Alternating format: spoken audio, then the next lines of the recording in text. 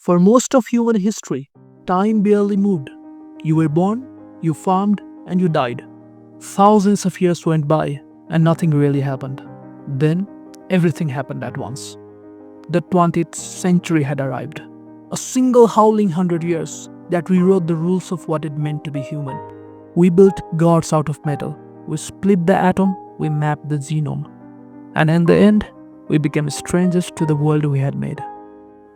This is the story of the most transformative century in human history. First came the breakthroughs, subtle at first, then earth-shattering. Einstein told us that time and space weren't fixed. Quantum mechanics whispered that nothing is certain, not even reality.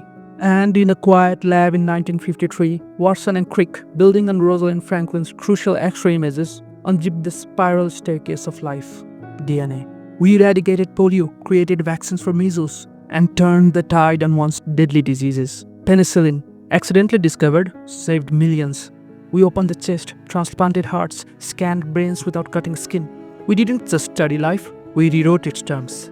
Electricity lit the world, literally. Ford built the assembly line. Factories grew like fungi. We replaced horses with cars, letters with radio, candles with neon. And then, the machines got smarter. In 1945, ENIAC blinked to life. A room-sized whisper of what was coming. Computers shrank, then they learned. The internet was born. The world was now a wire. We gave birth to automation, semiconductors, lasers. A civilization that had used oxen for 5,000 years now communicated at the speed of light. We built miracles and monsters. The sky wasn't enough anymore. In 1957, Sputnik beeped above Earth, and suddenly, the stars were no longer still. Yuri Gagarin became the first human to slip Earth's grasp. In 1969, a man walked on the moon. The Voyager probes left the solar system carrying golden records of whale songs and Mozart. And Hubble gave us eyes older than myth, staring into galaxies no human would ever reach. We became cosmic animals. But this century wasn't just about machines. It was also about people who stood up. We toppled empires with our voices. Africa, Asia, the Caribbean, they rose. The colonizers went home. Women voted, fought, led. Black voices shook the foundations of America. Apartheid cracked and fell. The United Nations was born from the ashes of war. And the idea, radical, dangerous, eternal, that all people are equal, echoed across the earth. The 20th century gave us horror, but it also gave us dignity. Then we started talking, loudly, globally. Radio told stories across continents. Television turned leaders into celebrities. Cinema made us dream in widescreen. And the internet? The internet made the world a village, and then a battlefield. From Morse code to memes in 100 years. From silence to signal overload.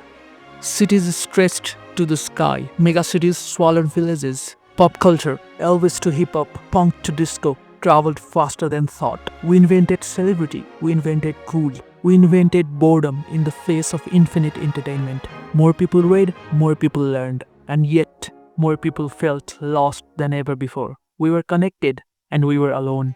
Money moved differently. The World Bank, IMF, WTO, new empires with cleaner suits. Supply chains stretched across oceans. Goods moved at the speed of logistics. And in the final years, the digital economy emerged, trading ideas instead of objects. Cars, trains, jets. We could cross a continent in a day and still feel stuck.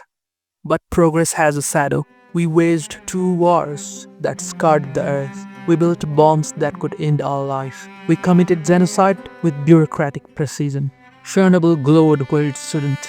The oceans warmed. The air changed. We mastered nature, then forgot we were part of it. The machines advanced, so did the questions. Are they becoming us, or are we becoming them?